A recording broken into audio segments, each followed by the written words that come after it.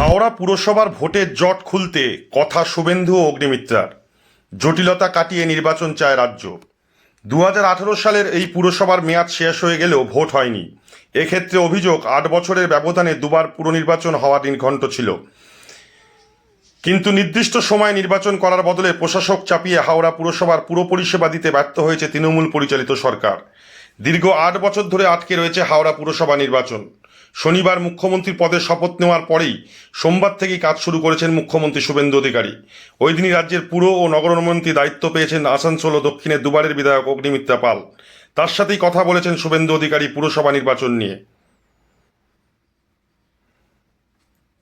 পুরসভার পরিষেবা কি তা মানুষ ভুলে গেছেন।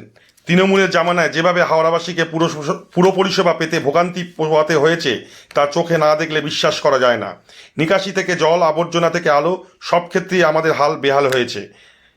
রাজ্য সরকার দ্রুত নির্বাচন প্রক্রিয়া ত্বরান্বিত করে হাওড়াবাসীকে যন্ত্রণা থেকে মুক্তি দেবেন এই আশা করা যায়।